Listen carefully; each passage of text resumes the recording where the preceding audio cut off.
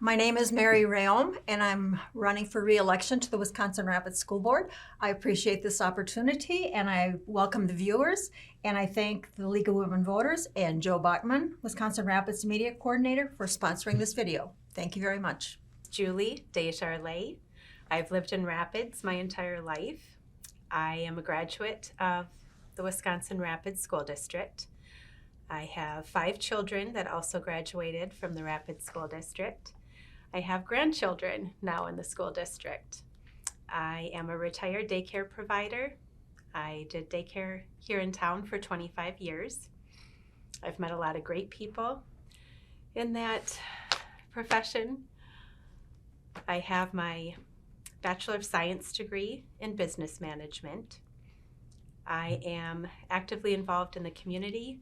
I'm very interested in the education for the children and would love to be on the school board. Hello, my name is Troy Beer. I am seeking re-election to the Wisconsin Rapids School Board. I want to thank the League of Women Voters for this opportunity to answer questions and to hear what's on voters' minds. It's so important with the primary coming up that voters have answers to their questions and have an opportunity to learn more about the candidates. So I want to just want to thank again the League of Women Voters for the opportunity. Yeah, hi, I'm Chris Inda. I am running for Wisconsin Rapids Public School Board. I am a resident here in Wisconsin Rapids since 2011 and have a couple of young kids coming into the school system right now. My name is Adam Stableski. I'm running for one of the seats in the Wisconsin Rapids School Board. The reason I'm running is I have 7 children school age right now, 7 daughters in the school systems, and I have some concerns. I've involved in the community heavily, and I hear a lot of other parents that have a lot of concerns or things that they would like to see addressed as well. And so I would like to have the opportunity to be the voice of us parents.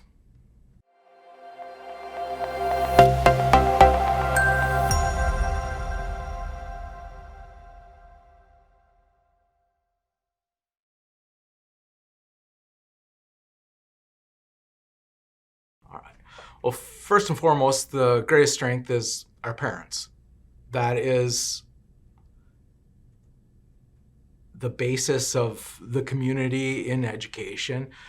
That helps the students, who are also a major importance, and the teachers. It's the communication between the parents and teachers, that uniformity and that relationship that, when we're working in concert with each other, helps the student maximize the outcomes. And so I think those are the primary. We also are lucky in Wisconsin Rapids. We have a lot of resources.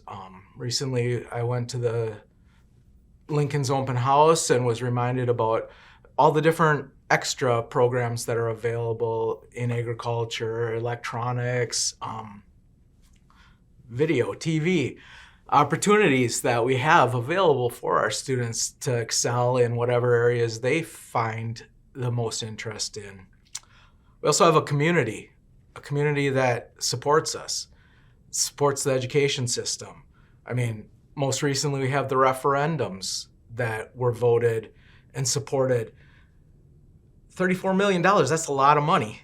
$2 million for curriculum and technology per year for 5 years. That's a lot of money. That's a lot of support. That our community is one of our greatest resources. Yeah, so I feel like the school district is in a very good place. Our school district has good community support.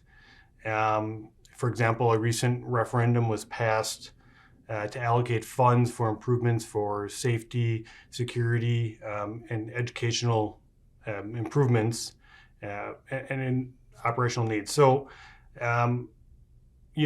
we've got a lot of community support to bring those improvements that we need. We also have a variety of programs available, for children to really plant a lot of the seeds for the opportunity, for their interest. I think there's a great program, great structure there for our children. Well, I would say the major strengths would be that our area is rooted in community. We have great schools, we have a great community, we have students that are willing to learn, we have students that want to learn, that have that drive to do better, and we have a great staff. Every day throughout our buildings, our staff is giving it their all to make sure that students are successful and to make sure that students continue to learn in the best way possible, in the best environment possible. So to answer that question, the major strengths of the district would be we have great students, we have a phenomenal staff, and we really do just have a really good group of people. We're a family here in terms of the overall district and in terms of the overall community. I believe the major strengths of the Wisconsin Rapids School District are the educators, the facilities, and the extracurricular programs.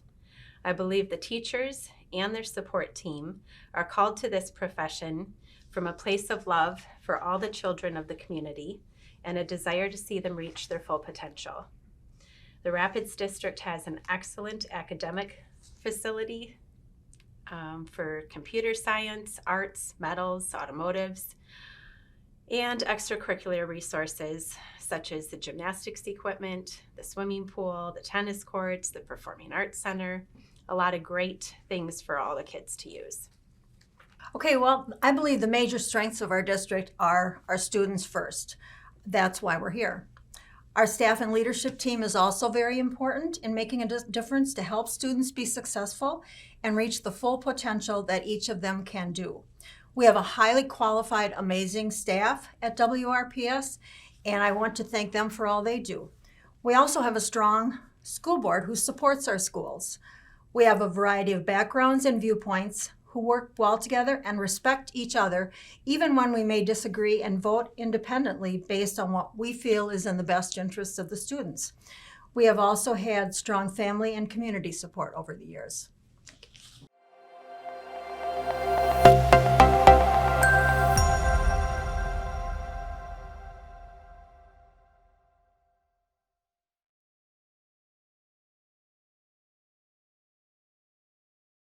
Yeah, so one of the problems that I've noticed, and this comes with recently being on the committee for instructional improvement with the school district, is finding that our test scores, especially during this pandemic period, have certainly suffered. And I think that's attributed to the change of learning environments that we experienced with virtual learning. The constant use of virtual learning has shown to be less effective as per the lower test scores. And children need that one-on-one interaction, that peer interaction as well. I do think there is certainly a place for virtual learning, but everything's a balance, and doing things to the best of the ability for our kids. We certainly need them to interact in a safe space, but have that one-on-one interaction with their teachers and their peers. Well, I would say that the most pressing issue would be student safety and student security. It's extremely important in the modern age, and every district needs to take steps to ensure that students are safe during the day. And that's exactly what we've done here in Wisconsin Rapids. Thanks to the referendum passing last year by double digits, the effects of that, you will see that as you drive around the district. Every building will get a secure entrance and an updated entrance for safety and security for visitors, for staff, and for students as well. So as you drive around the district in the coming weeks, it's going to be extremely exciting to see all the updates, all the constructions breaking ground, if you will. It's going to affect the students for the better. It's going to make learning a safer, more secure environment. And again, every building is being touched by these improvements. Every building will get a safe and secure entrance, and it'll be exciting and extremely beneficial in today's modern age for this to happen. So that just highlights how important student safety is and security is, and what Rapids here as a district, what we're doing to make sure that students are learning in the safest environment possible. Okay, I think at this time right now, COVID-19 has and continues to be our major problem. It has been an extremely difficult course to navigate over the past 2 years and has been very hard for students, families, and staff. It has divided people and caused much stress and anxiety. Our goal has always been to keep kids safe and in school, and we have made some hard and sometimes pretty unpopular decisions. I believe we continue to move forward and we will get to a point where we will be able to return to a more normal learning environment as we work through this pandemic with the end goal of no mitigation measures. We also need to address the lost learning opportunities our students have faced throughout the pandemic and help them get fully back on track academically and socially and emotionally with proper supports needed. My hope is that with federal ESSER dollars, we will be able to provide this necessary help. Thank you. The problem that I see most pressing in the Rapids School District is the academic decline. According to the Department of Public Instruction, the percentage of students who are proficient in reading and math is less than half. The challenges that SARS-CoV-2 mitigation strategies produced only exacerbated this already existing problem. As this is a very complex problem, I suggest a multiplexed solution. The first step in addressing the problem is to create a platform for open dialogue between parents, teachers, and school board members. By coming together, utilizing an open, transparent line of communication, we can address the individual needs of each child to reach their full potential. Another way, I think, to address the academic decline would be to utilize our school buildings year-round. Rather than sit idle for 3 months, we could be offering summer school classes to address catching up the last year and a half that was lost, and we could continue forward from there. Well, the number one problem in our education system is the results. Right now, according to School Digger, we're ranked at 23% in the state of Wisconsin as far as school districts.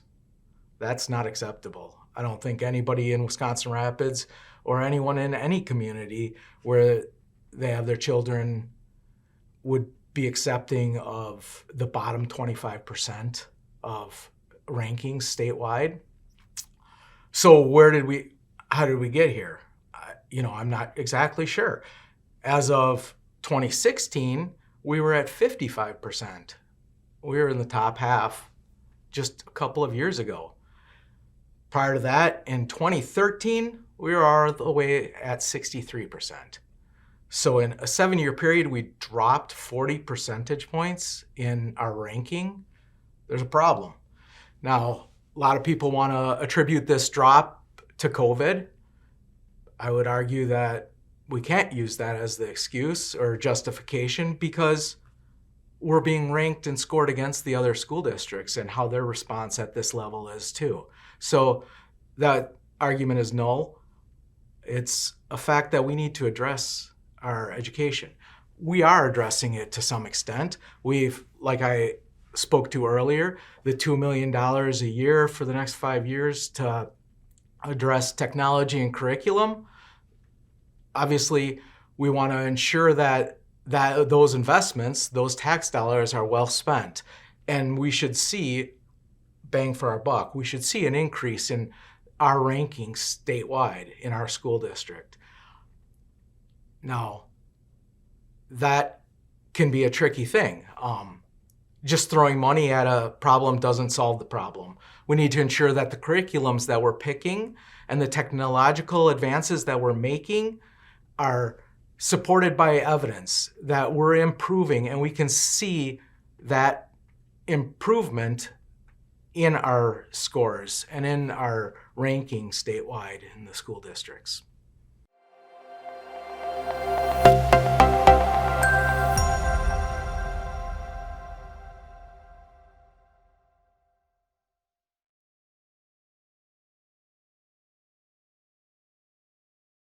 I believe the best way to address the health and mental well-being of the students and staff during the pandemic would be to respect the parents of the students and the staff's individual fundamental rights to make their own personal health decisions.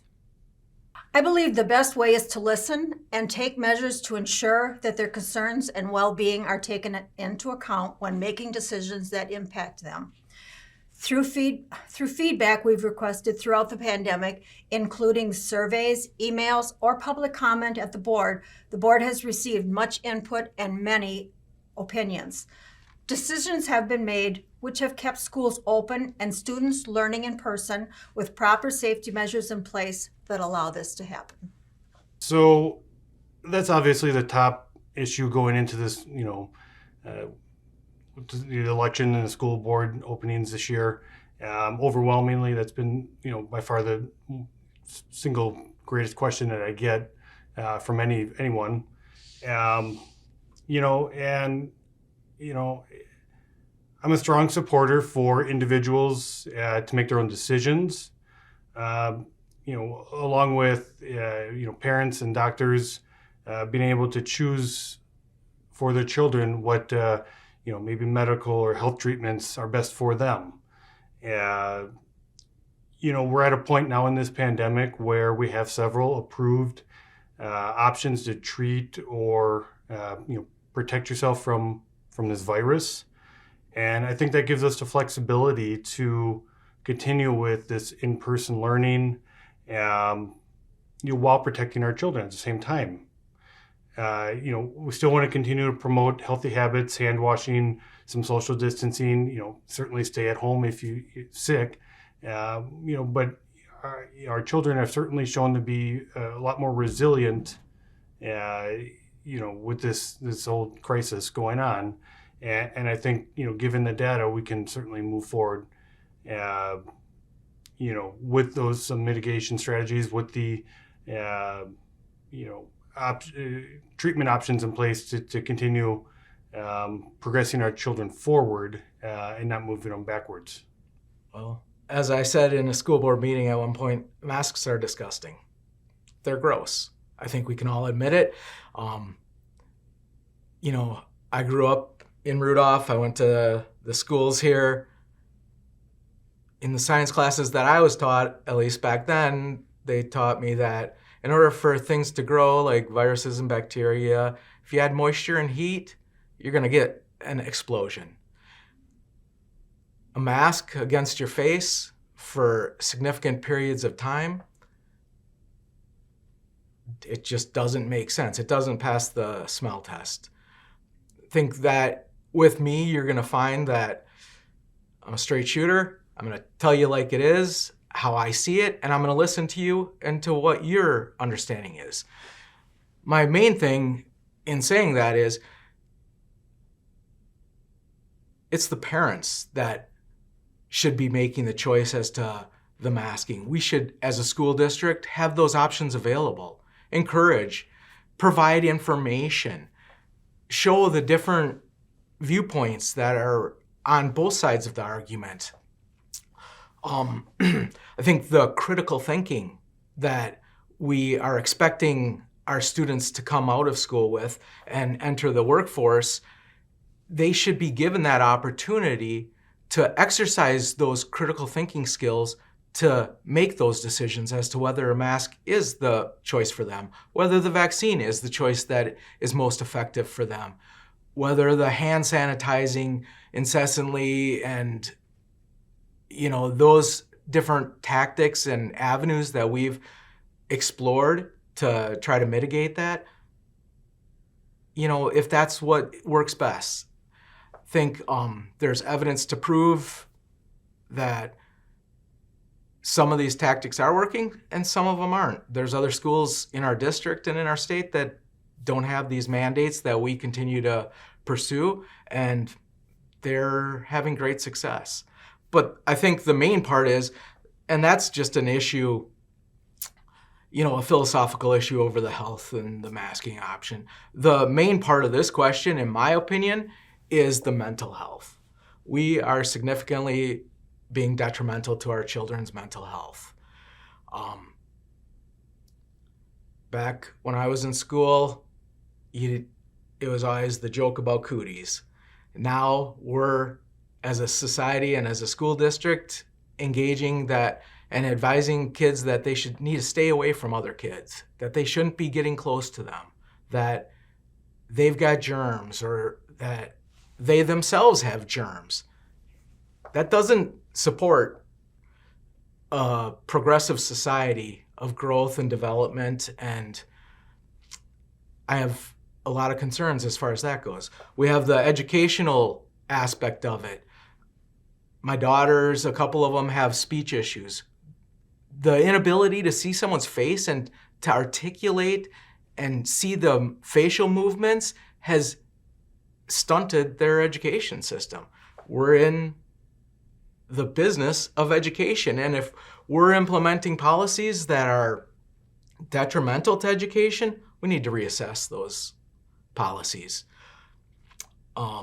We've seen a marked increase in suicidal ideations. We see depression issues that have skyrocketed.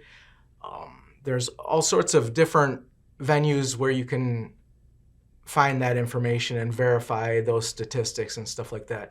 Those are the issues that we need to worry about. Providing options, education, allowing that critical thinking and those decision-making skills, and tying the parents in on those decisions. We are approaching just shy of 2 years of the COVID pandemic, and it has been challenging across industries, education as a whole. One of the things that is so important is that we understand and learning has to adapt.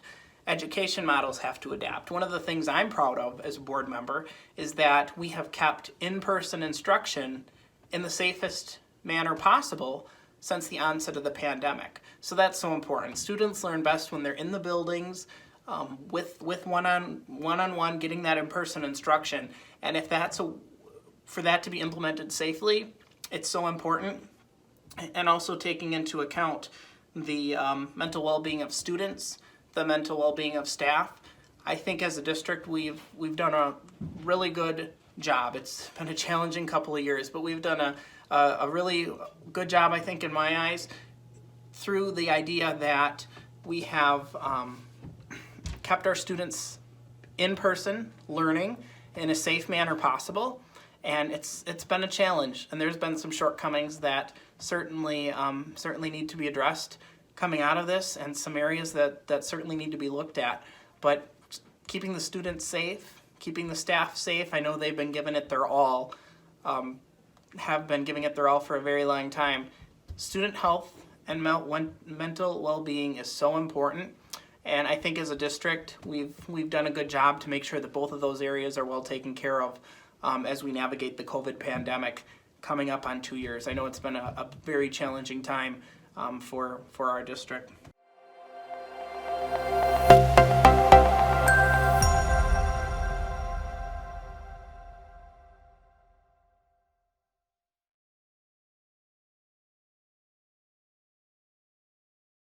Well, that's exactly what we are doing. I'll start with the school buses.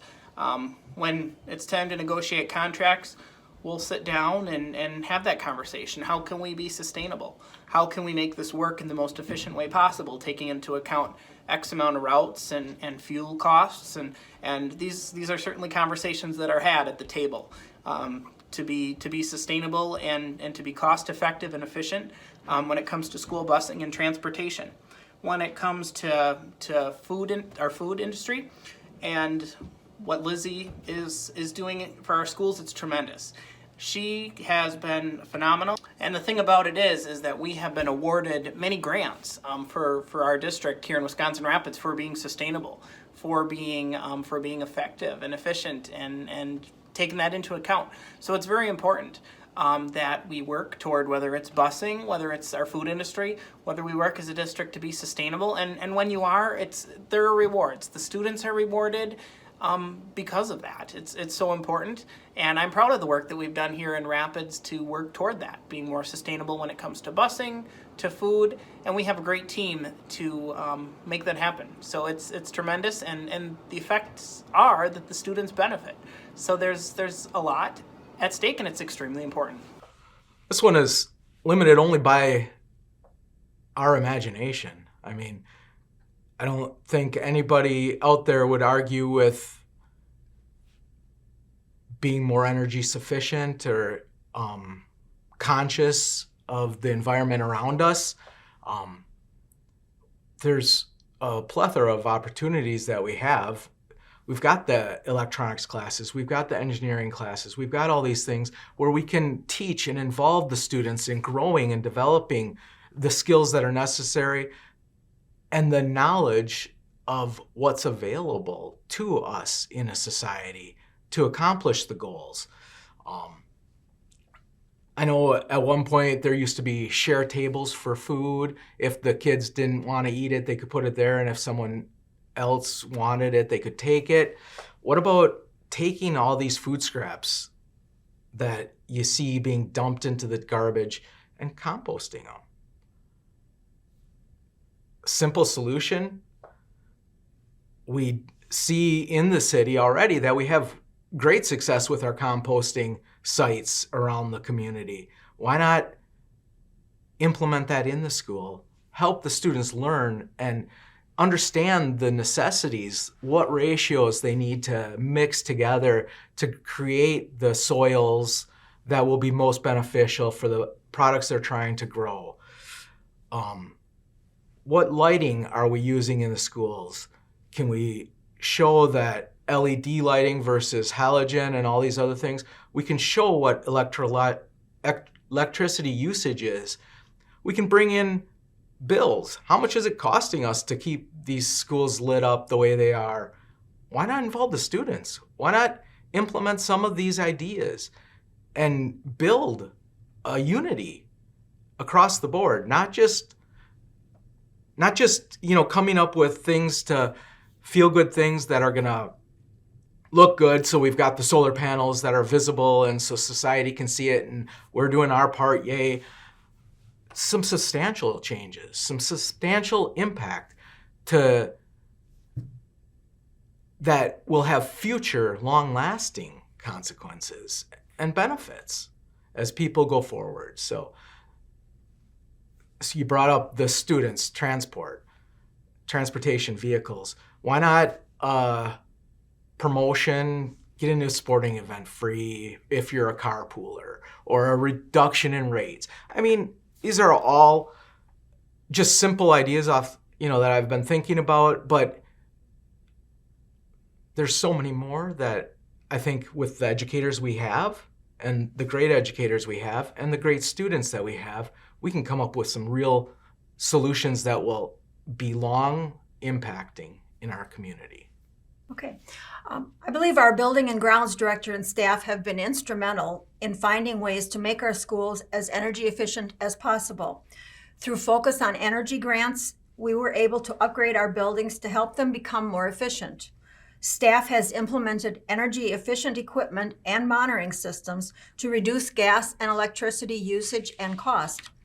District energy lighting and other energy efficient projects were completed between 2017 and 2020, and this included the pool renovation at Lincoln High School.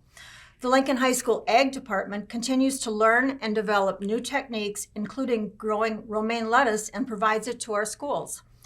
Our food service continues to look for ways to be more environmentally conscious by using more recyclable containers, and also supports local purchases, including fruits and vegetables grown from our local farmers.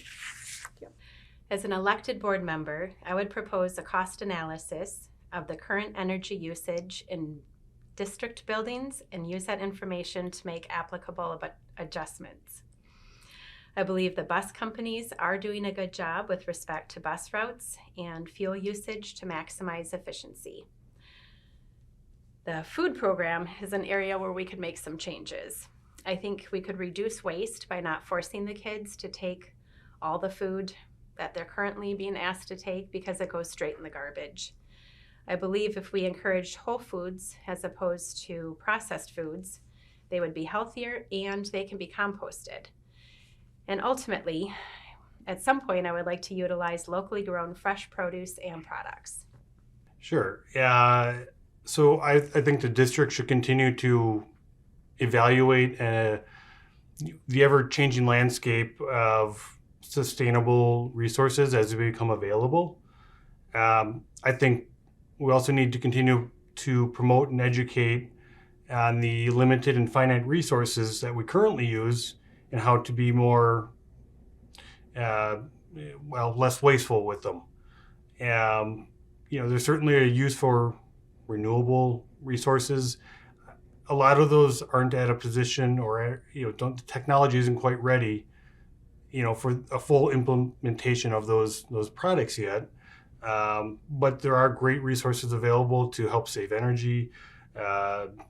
With simple, controls for your equipment. I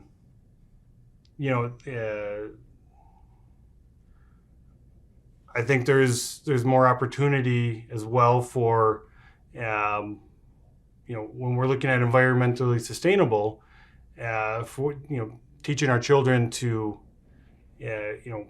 farm to table type programs. Understanding, where everything's coming from, bringing in the fresh products, promoting healthy diets. That type of sustainable resource is also something that would be a great asset for our children.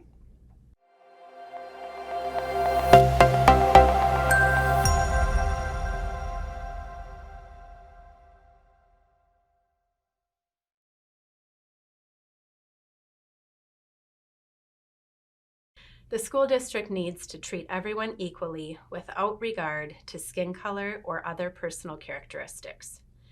The district should reject disparagement of individuals based on the circumstances of their birth. I believe the district needs to recognize that every person has a unique identity, that our shared humanity is precious, and that it is up to all of us to defend and protect the civic culture that unites us. So we need to continue to grow and examine the beliefs, practices, policies, the resources that are available for all our students. Our strength as a community has always been the ability to adapt and develop cultures that allow for students to have meaningful participation and achieve their full potential socially, emotionally, academically, and physically. So it's that continued growth and adapting to the changing diversity, I think, is going to suit us best moving forward. Diversity is a big catchphrase right now. It's huge in our society. Unfortunately, I think that often when we speak of diversity, we speak solely of skin color or sexual orientation. I think when we do that, we fall well short of the mark. Diversity is what makes me, me, what makes you, you, what we have to bring into the community. Race is a part of it, sexual orientation is a part of it, but when we fixate on that, we lose the true diversity of the community. Nobody that's listening to this has the same experience that I have growing up. I grew up in Rudolph on a beef farm. I've lived in Los Angeles. I was a police officer. I've done many different things. I work for the Department of Corrections and Community Corrections, constantly working to facilitate, to try to make the communities better in which I live. Nobody else has been there by my side. My wife the last 20 years has, but nobody prior to that. So the diversity that I bring is important. Just because I'm a white male doesn't mean that what I have to offer isn't. And I think Martin Luther King said it best, that some people should be judged by the content of their character and not the color of their skin. and I would add their sexuality or any other thing. We should be appreciated for what we bring to the community. And we should encourage that. We should develop those characteristics. If there's different cultural opportunities, we should encourage that to be brought forth and discussed in our classrooms. I had the opportunity to live with a gentleman from Africa, great guy, cooked some of the weirdest food I've ever smelt, and that would linger for days.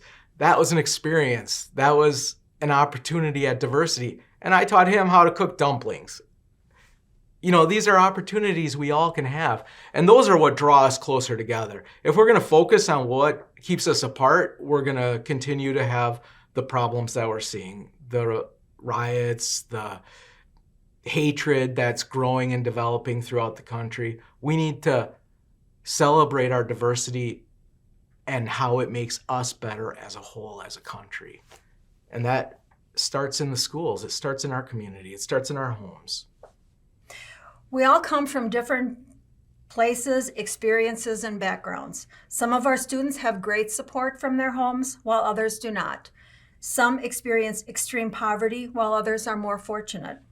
By understanding this, we realize there are a vast array of needs in academics, physical, social, emotional, or in the area of mental health.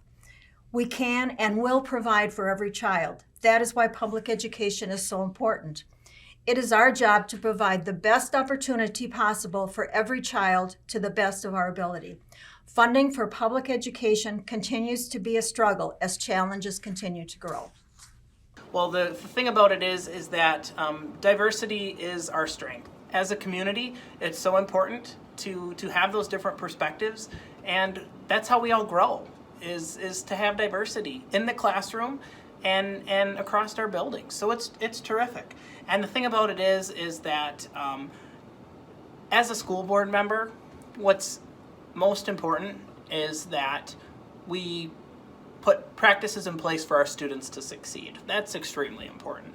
So it's great to have a district that thrives in diversity, and it's great to have students and staff that work toward making us the best possible district and learning in the best possible way that we can learn.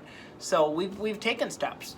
In Wisconsin Rapids here as a district, it's important because when we have diverse classrooms and differences in opinions and how that overall looks, it's great for the students, and it's great for learning. It makes us all grow stronger, and it makes us all have perspectives to further our learning. So it's terrific.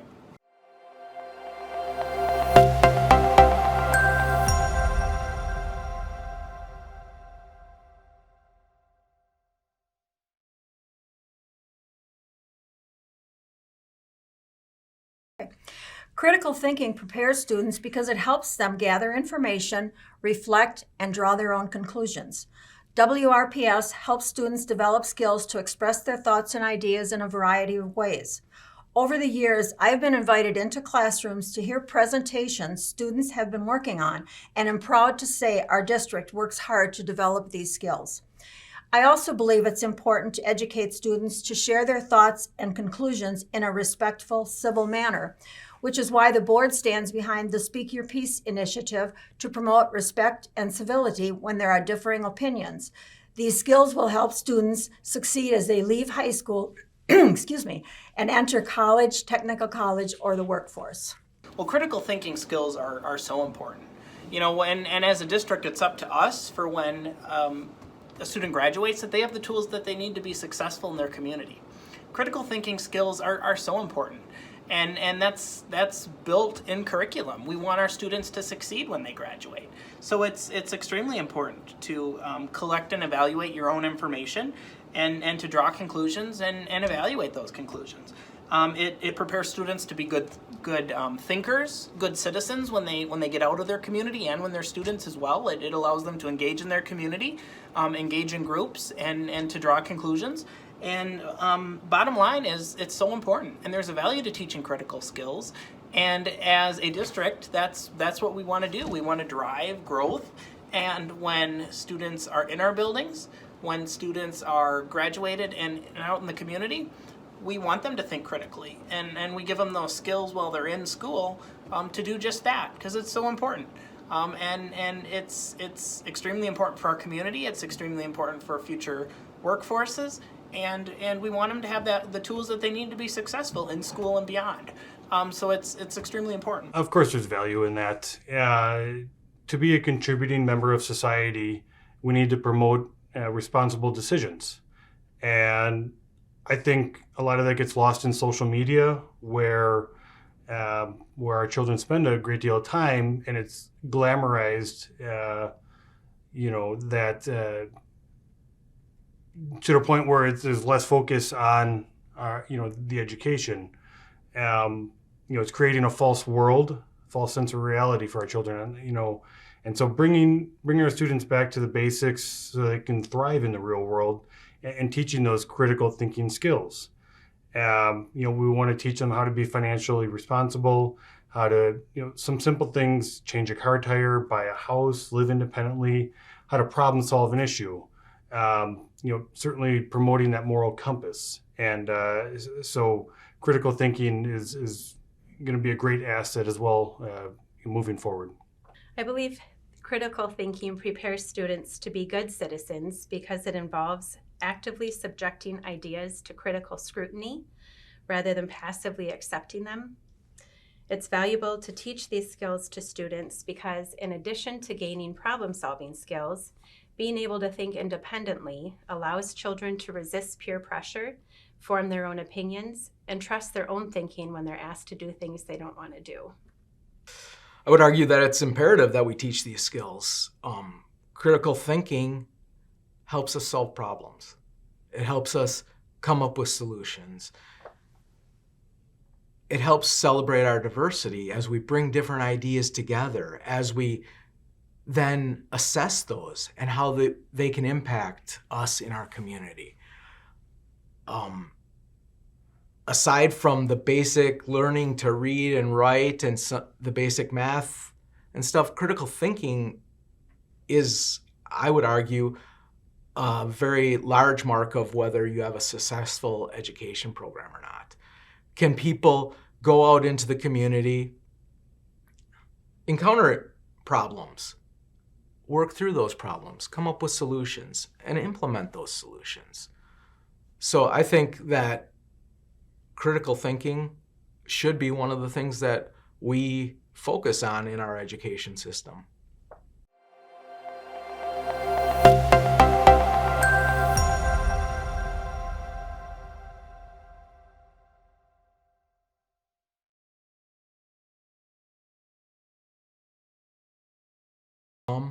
I think that the school is providing the opportunities. We have, like I alluded to earlier, we have some great automotive, mechanical programs. We have some great agriculture. We have some great science programs. Part of that budget increase that we talked about earlier is going to improve the science labs, bring them up to the modern day and age. I think we need to provide our students with that opportunity for success. And through science, technology, engineering, and those mathematics, we prepare our students to enter the workforce or to continue in their education. As long as we provide that well-rounded basics where then they can gain a passion and feel a desire. Going to a job that you go to just for the paycheck doesn't create the same meaning. It doesn't create the same energy in the community. Whereas if you can find something that you have passion for by having these opportunities and then going forward and finding a career in that, that's where you get the true passion and the energy and the dynamics and the evolution of ideas. So I think that we need to offer these classes. We need to make sure that we're reaching our students on the high end as well as the low end and bringing the higher ranked or skilled students even higher. And we should be, in the education system, we should always be challenging to each and every student. There shouldn't be a one-size-fits-all. We hit minimum standards. Mediocrity is what kills education. We should always be pushing ourselves and our students to rise to the next level, and then celebrate that when they do. Whether that means the lowest ranked child in the class moving up a little bit, or the highest ranked student in the class moving up a little bit more. Both are great successes in our education program. We need to push, and we need to encourage, and we need to celebrate these victories. So that's extremely important. Like I mentioned before, when students leave school and when they're going through school, we want to give them the tools that they need to be successful. When they graduate, they're going out in the workforce in the field of their choosing, and they need to have a good foundation. And I think that in Wisconsin Rapids, in our district here, we give them that. With the STEM curriculum, it's extremely important. And the thing about it is that the curriculum process, it's very transparent. There is a wide variety, and it's been this way for years. When a curriculum is proposed, there's an opportunity to come and look at that curriculum. There's an opportunity to see what it consists of, and it's a transparent process. So that's the thing about it is that as a district, as a school board member, the curriculum, we want curriculum that when students get out of the schools, when students get into the workforce, they have the tools that they need to be successful. So it's extremely important. And it's so important for that future workforce, for them to build that foundation, for them to be successful when they leave school, and for them to take a job and learn in the field of their choosing. And that's our job as school board members and as the district, is within that window that they're here, we want to give them the best learning experience possible, and give them the best tools possible for when they graduate and go out into the workforce or go on to school, whatever the circumstances may be. We want to make sure that they have the tools that they need to be successful when they graduate. So it's extremely important. So the district does have some opportunity available, a variety of options available, as a matter of fact. Starting with grades 11 and 12, there is a youth apprenticeship program for students that would be simultaneously enrolled in an academic class, also in a youth apprenticeship-related instruction, and then they're employed by a participating employer under supervision. So that's going to get kids out there starting to work on that, if it's technology or engineering, get them in these fields and start learning some real-world applications. There's also that paid on-the-job experience, being able to get state-issued certificates. These are things that are already currently available through this program. There are a variety of programs also getting into food and natural resources, architecture, construction, childcare, technology, manufacturing. These are all currently offered by the school system, and that's where, mentioned earlier that I think the school district is in a good place with the amount of options offered to our students. We do need to understand that every child learns differently, so we can't have one method for everybody. And I think that STEM program really helps that cause, gives that individual child the opportunity to learn as they need. It's very important to continue in it. I think the tradition of STEM is continuing to teach these trade skills, being able to promote the trade industries, encourage entrepreneurship. And I think these are all great benefits that we can bring to our children. Okay. I believe we have a strong STEM program in our curriculum, which includes project-based opportunities that begin at the elementary level. At the high school, Students have the opportunity to become involved in work experiences and youth apprenticeship programs, take college-level courses, and explore numerous co-curricular interests.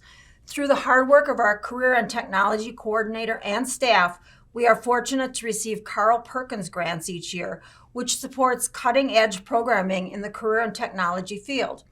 It helps to develop partnerships between the district and technical college, businesses, and the trades. Grant dollars have been used for professional development, dual credit courses, as well as computer technology. An amazing project each year is the building construction trade homes built each year by our students. The board is invited each June to see the outstanding work our students have done. I believe all the students in the district receive an introduction to STEM, the science, technology, engineering, and math, at RAMS, the middle school. And then the district also offers a wide variety of STEM-related courses at the secondary level, including advanced placement courses.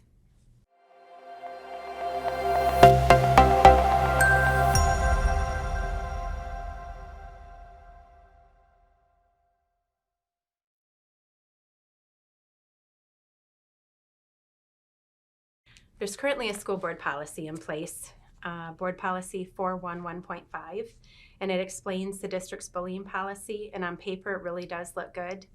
But I think right now the district needs to have better communication with the parents. There is an app that the district uses called Stop It app, where you can anonymously report bullying or inappropriate behavior. But from the parents that have reached out to me, that I've spoken with, they don't believe the school is currently handling the bullying effectively. I know a child personally who was only in first grade, was being bullied. The school knew it and did not reach out to the parents. The child is on the spectrum, the autism spectrum, and does have communication problems. But when he brought it to his parents' attention, it was the parents who had to reach out to the school. They had to make an appointment with someone at the school and try and resolve the issue. I think it would have been much better if the school had reached out to the parents, let them know about the problem, so it wouldn't be up to the child who's only in first grade to have to be responsible about reporting it. I think, again, communication is very important and we need to work on that. Well, there are policies in place. I don't have the statistics or the chapter and verse or whatever of what that policy is. And if I'm being honest, talking to parents, we're not doing so hot. There's a lot of parents, specifically, I talked to a few at the middle school that are concerned about the bullying and the other activities there, who've since pulled their children out of the school. That doesn't help our diversity. That doesn't help our community. I understand. There's reasons and there's benefits to all the different schools that are available to us, and we should appreciate that and encourage students to go where they do integrate best and where the best value is. Again, there is no one size fits all in education or in life. I think as far as the bullying goes,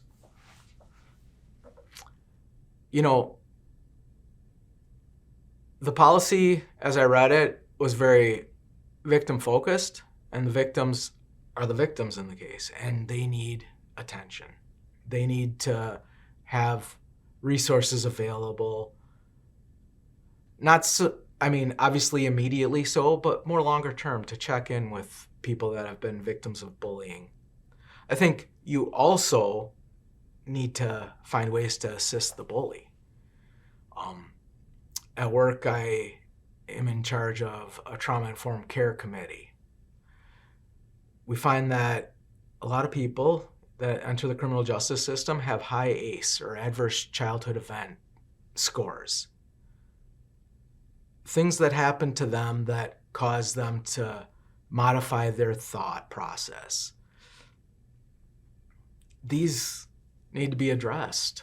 These need to be avoided when possible, and we need to teach resilience to kids that have these adverse events in their life. So I think we're doing good with the victim. Now we need to step up with the bully. We need to bring the same resources, the same passion, the same goals as far as bringing that bully alongside. Education is huge as far as, what causes that bullying, or why they're picking on someone that may be different, or whatever the impetus is to, be bullying someone. But I think if we can focus on also helping the bully understand and do some cognitive interventions where we can address and change their thought process, then we're winning. Then we don't have to worry as much in the future about the criminal justice system and those involvements. If we start thinking appropriately and cohesively as a team, then we have more productivity in our communities. We can spend less of our resources on repair and incarceration and all these other things that are great burdens on our society. So that would be my input, is definitely we need to focus on both. Both are very important. Well, I want to reiterate that the Wisconsin Rapids District, we have a no tolerance policy for bullying. Bullying is very important. It's serious. It's not something we can take lightly, and it's not something that should be tolerated. As a district, it's something that is taken seriously. And I think we do have an effective policy. We have handbooks in place, and we have policies in place that it's to be taken extremely seriously. And as a board member, I'll tell you first and foremost that I take it extremely seriously. Bullying is not to be tolerated in any circumstances, and as a school board member, we're here to look out for the kids. And that's what, across all buildings, across all grades, my job is to look out for the students, make sure they're learning in a safe environment possible during the day, and to make sure that they have the tools that they need to be successful. So bullying is not tolerated by any measure. When we find out about instances, they are addressed. And the district has a no tolerance policy for bullying. It's extremely important. Students need to be in a safe space for learning throughout the day, and it's so important that it's not to be taken lightly. It's extremely serious, and bullying is not to be tolerated.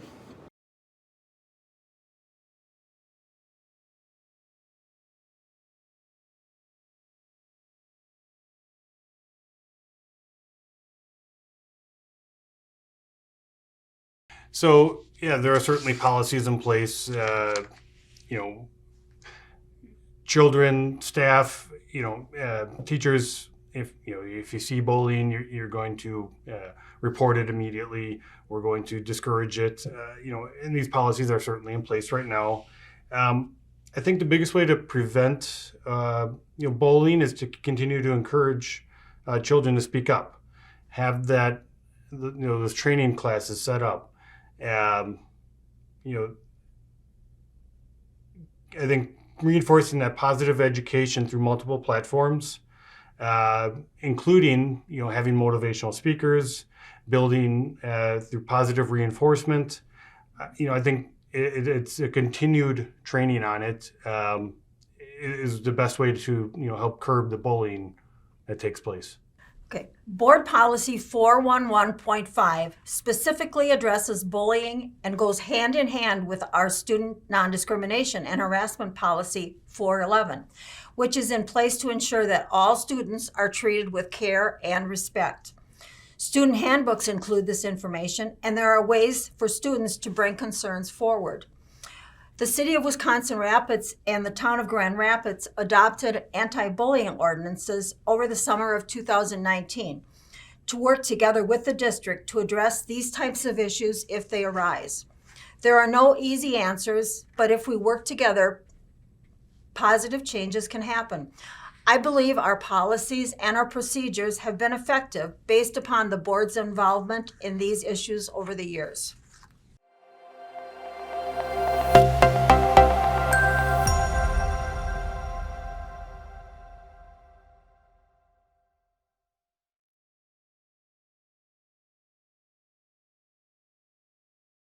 I do believe parental involvement has been encouraged. Some ways include parent-teacher groups, field trips, and classroom helpers.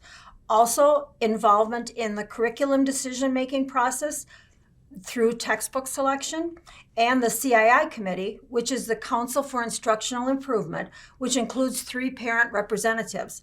The CII parent rep is a 3-year term that runs from September through May. There are 4 meetings per year, and when applications are being taken, which is usually in August, it will be posted on the district website via social media and Facebook. Also, as a board, we have held focus group sessions in the past on various topics and held informational sessions such as the recent referendum which passed in 2021.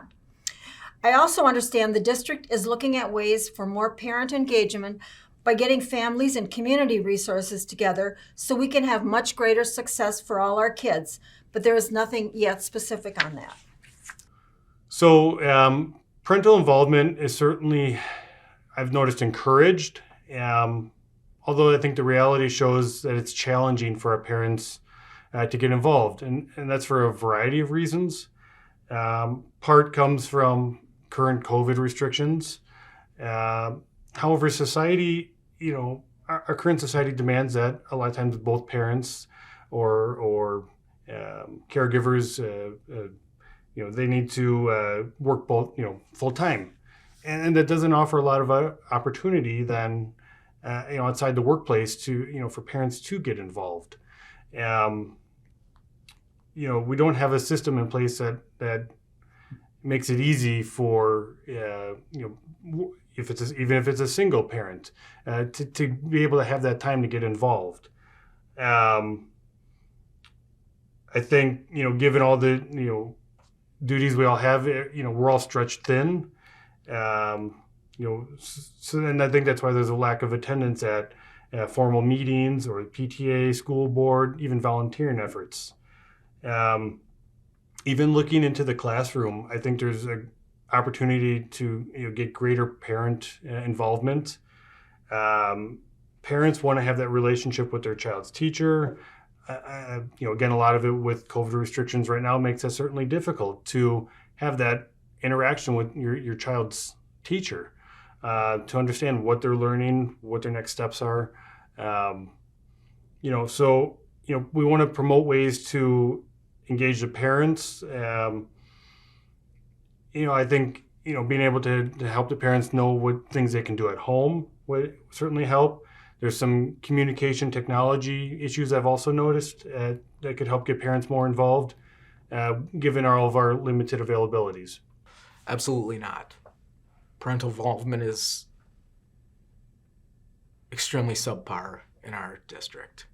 I know that because I have students in this district. There are a few good teachers, I'm sure the majority of them, but that I've had the opportunity to interact with personally that have reached out when my children have had some issues, and that afforded me the opportunity to have those open lines of communication. Some of the policies that we've implemented due to COVID or whatever else, security and safety of students, the parents aren't involved in the schools like they once were. My mom used to come into school and help out, volunteer.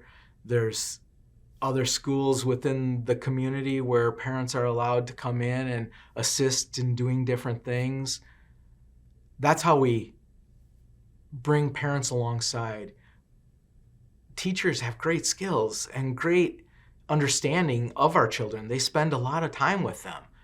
To be able to have the parent work alongside those teachers, and for those teachers to help impart their wisdom in different teaching techniques or educational techniques that, might be not the skill set of the parents that are then able to help the student to grow and develop.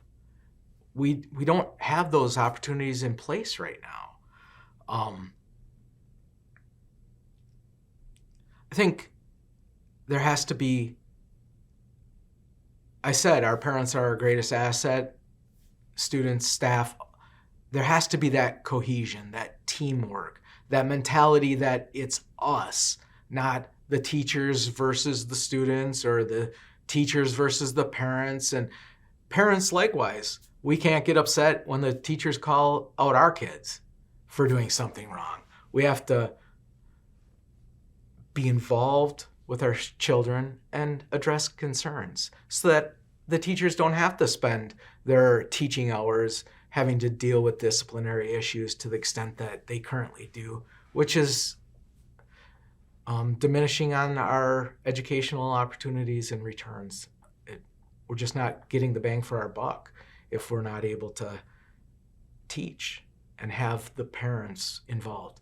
Teachers can only do so much in the hours that they have our students, our children. Bringing us involved alongside helps it all grow. I think we could definitely work on better communication and make the parents feel more invited to participate in the conversation involving their children's education. I know there's a couple policies already in place, 810 and 811. School board community relations goals is 810, and 811 is participation by the public. And I don't think they're currently being utilized. I think as a parent and a grandparent, I believe it's imperative to establish some platform where we can have open dialogue and communication. Right now, parents can attend school board meetings. They have an opportunity to speak only on agenda items, but there's no two-way conversation. The board doesn't answer questions. When the parents speak, the board doesn't ask questions. At some point, somehow, we have to establish a way of open hearing sessions or a place where parents can speak, the school board can answer questions, and we can come up with some solutions together. Working together, communication, again, is definitely needed. Well, there's a numerous amount of platforms. For example, at our board meetings, we allow public comment, where any citizen who has a question can come before the board and lay out their concerns. And we have that platform for that communication. My email is always open. I've had hundreds of emails as of late with parental questions. My email is available, and contact information on our district website. So it all depends on how somebody wants to reach out. If they want to come before the board, we have public comment for that at every meeting. If they want to give me a call, certainly do so. My number's available. If they want to send me an email, absolutely. Send me an email, send the whole board an email. That information is out there on our website. So it's so important. And to put things into perspective too, taking it a step further, feel free, come and visit. I've been housing and hosting Talk with Troy events. Feel free to come to a future event. If you have questions that you're not interested in addressing in a public way, as in a board meeting or sending an email to me or to the whole board as a general, come to one of my events. I'm available. That's one of the misconceptions is that is communication. There's many ways to get a hold, many ways to have a dialogue. Come to a board meeting, email me, call me, come to one of my Talk with Troy events. I'm accessible. I work for you. And even though we may have differences, because we're human and we don't all have to agree on everything, but even though we have differences, it's so important, step one, to have a dialogue. And I think as a board, I think as a district, we're communication's good. And like I said, there's a venue for public comment. Call me, email me, come to one of my office hour listening session events. I work for you. And that's exactly what I want to continue to do. That's why I'm running again. I love the work. I love what it can do to benefit the students. And I love serving my community. And there's a lot of good when there's tools in place. When the students succeed, That's what it all matters about, is the students to succeed.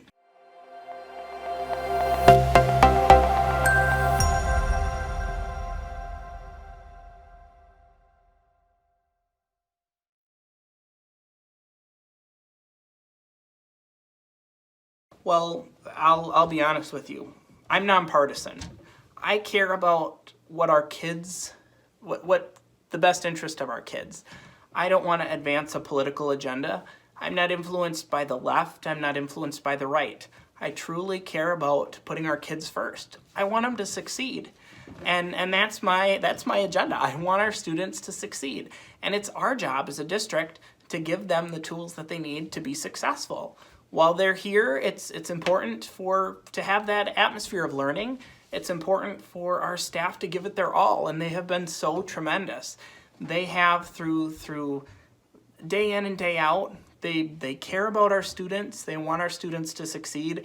And the thing about the Rapids District is that our students want to learn. They have that drive to learn. And to answer the question again, I think what makes me a good member of the school board is that I'm nonpartisan. I truly care about our kids. I want what is best for them. It's their opportunity to learn while they're here, and we need to make it the best learning possible. We need to make those experiences tremendous. It's about the kids. It's not about any hidden agendas. It's truly about helping kids. It's truly about putting their interests first and making sure that their years here as a student are tremendous. Because when they get out in the workforce, we want to give them the tools that they need to be successful, and it's so important to do so all the time that they're here in our schools. So that is the list of primary questions. I would like to urge everyone to vote in the primary on Tuesday, February 15th. Please vote. If you have any questions, I work for you. So call, email, attend one of my events, and I'd love to have a dialogue with you. And bottom line is, please vote. And it's so important. So I would like to thank the League of Women Voters for giving us the opportunity to answer these questions, because it's so important for the voter to have that information as they go into the voting booth on Tuesday, February 15th. So thank you for your time, and if you have any questions, feel free to reach out. I like I said, I'm call, email, attend one of my events, come before a board meeting, and we're here for you. We work for you, and the bottom line is that I decided to run again because the students are so important, and I want to fight for them. I want to continue to give them the tools that they need to be successful. And long-winded way of saying I would appreciate your support on February 15th, and I have since day one been elected. Since my election, I've been putting students first, and I put progress over politics, and I fight for results over rhetoric. So that is extremely important, and qualities that I think make for an effective school board member. So again, my name is Troy Beer, and I thank you for your time, and I appreciate and would appreciate your support. Thank you. I have my diversity. Right now, I've been to a number of school board meetings. I've emailed school board members, and I've talked to a lot of walls because I get no response. That's not how I've lived my life or engaged in my career. The expectation of myself would be that I would be available and that I would talk to people and gain the insight. We live in a representative republic. It would be my job, if I were afforded the opportunity to be on the school board, to represent the parents, the community. Not to be a barrier to parents. I'm in the community. You will see me. You'll see me and my 7 daughters, and I know we make an entrance because people always turn and look at us. We're an anomaly. You know what? When I'm out and I'm available, I want to talk. I want to know what you are seeing in the schools, what needs you're seeing in our community, whether that you're an employer that is lacking certain skills from high school graduates, whatever it may be, that communication that isn't occurring right now is something that I seek and I desire. And also, it seems like they're in the candidate pools right now. There's some very large divisions as to political affiliations and goals. I don't care. Democrat, Republican, Independent, Constitutional Party. It doesn't matter to me. If we're working for the betterment of our children, allowing them to develop the basic STEM skills, the basic critical thinking, then we can work together. We don't have to fight based on political ideology. We can fight for what's best for our kids. I believe I would be a good member of the school board because I have 25 years experience working with kids and parents doing daycare. I've raised 5 children of my own who all attended the school district, so I'm very familiar with the staff, the facilities. I've interacted a lot with volunteering and the PTA and all that stuff. I'm focused and determined to make positive changes to better our school district. I'm an excellent listener, and I will take all concerns into consideration when making decisions. I will always be honest and truthful. I will vote to represent the voice of the community and what is in the best interests of the children, even if I stand alone. Okay. I believe I'm a strong supporter of public education. I know I am. I have learned over the years to understand the role of the school board and how to work as a team. I'm a good listener, which includes listening to many topics and perspectives and making decisions based on what I have heard and what I feel is in the best interest of the students. I'm open-minded and willing to learn. I'm a mother, a grandmother, and an advocate for all students, and I sincerely care for each and every one of them. I work collaboratively with my fellow school board members through constructive and respectful discussions at meetings. I'm proud of our staff at WRPS, and I support the work they do for our students and families. Our children are our future. This is why I continue to seek election on the Wisconsin Rapids School Board. Please vote on Tuesday, February 15th, and I would appreciate your vote. Thank you all for listening. So, I mentioned I am a proud Wisconsin Rapids school parent. So I certainly understand that children come first. I did grow up, and after graduating high school, I went straight into the Army. And I have a lot of skills that I gained from there that can be a great asset for our board. Being a group leader in the community, functioning as a team. These are some of the skills that we were all taught in the Army, how to work together when you have a group of different opinions, and being able to succeed in a mission or goal by working together, by compromising, by finding the best answer. I understand how to create an environment that fosters teamwork, promotes cohesion, encourages initiatives, and I've been in the community, been involved locally at different, levels, and, certainly understand the challenges that our parents are facing now. And I'm just as much as any parent involved, with my children now coming into the school grade. Certainly want to see the best for them and have a lot on the line.